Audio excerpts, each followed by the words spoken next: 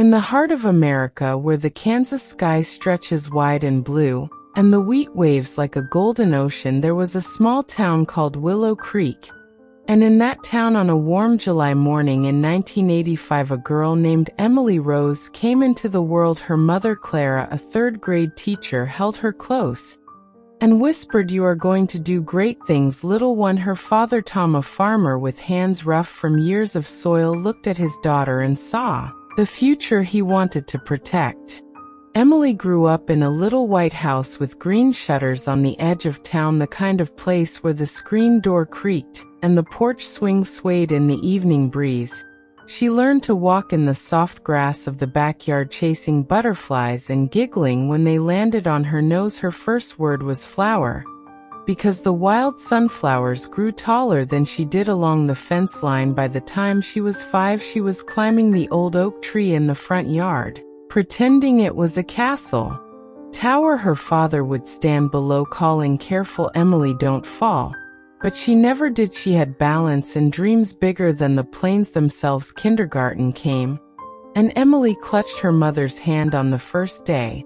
But the moment Miss Johnson smiled and asked what she wanted to be when she grew up, Emily said loud and clear, "I want to be a teacher like my mommy and a writer who tells stories that make people brave." The class clapped, and from that day forward she carried notebooks everywhere, filling them with poems about clouds and horses, and the way the creek sparkled in summer. At 7, she entered her first apple pie in the county fair using her grandmother's recipe. The blue ribbon still hangs in her mother's kitchen today. School was easy for her. She loved reading, loved spelling, loved the way words felt when they rolled off her tongue.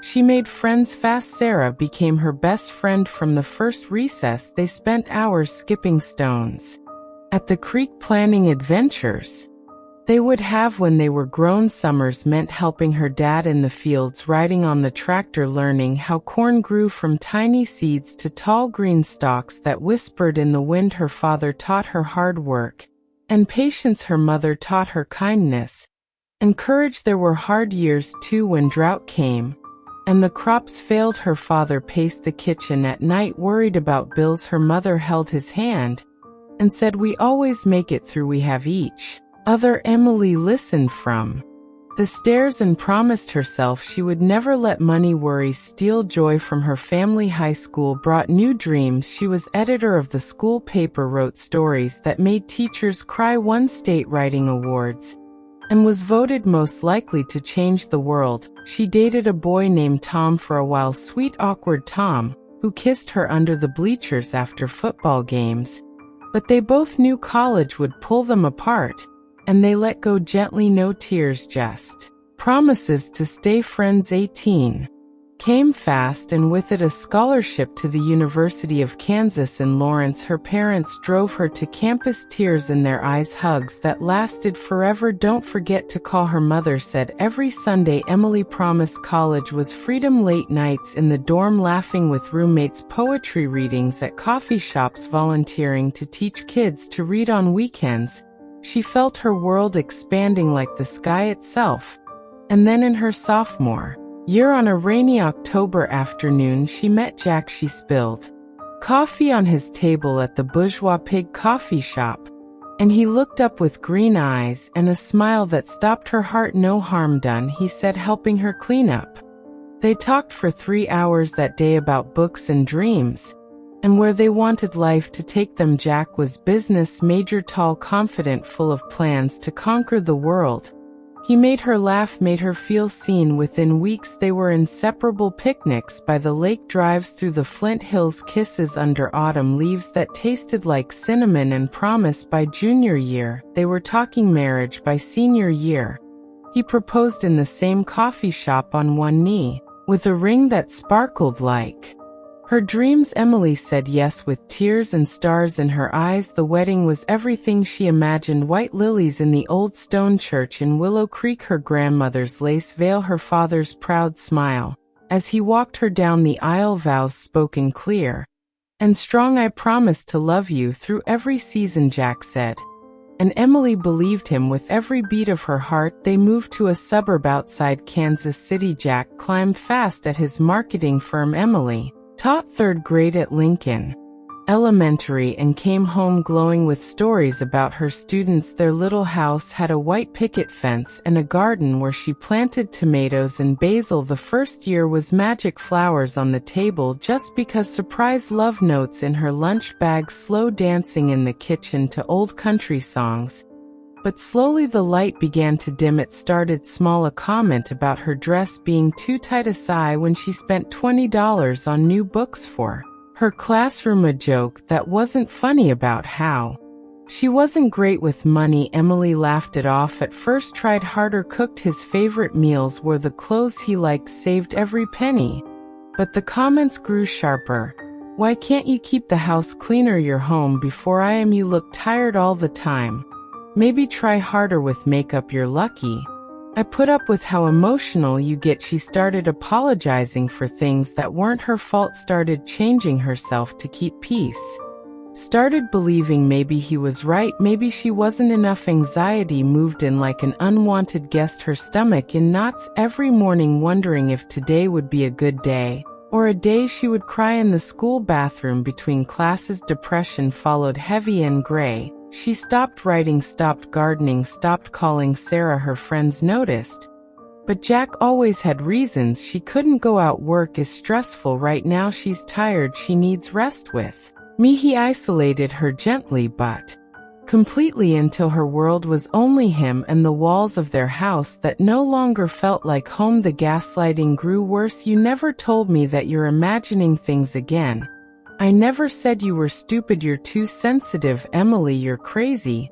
She started doubting her own memory, her own mind. She lay awake at night while he slept peacefully, wondering if she really was losing it. Her body began to break under the weight, constant headaches, stomach aches, hair falling out in the shower. 15 pounds gone because food lost its taste. Her doctor said stress, but she couldn't tell the truth, not yet. On her 30th birthday, Jack threw a big party for his work friends. Emily cooked and cleaned and smiled while he ignored her all night. When the guests left, he looked at her and said, most men would have left someone as needy as you by now. You're lucky I stay. Something inside her broke wide open that night. She didn't sleep. She sat on the porch until dawn, and when the sun rose over the rooftops, she made a decision. She started searching online in the dark while Jack slept. What is emotional abuse? Signs of a controlling partner, effects of gaslighting. The words on the screen were her life written by strangers. She cried silent tears of relief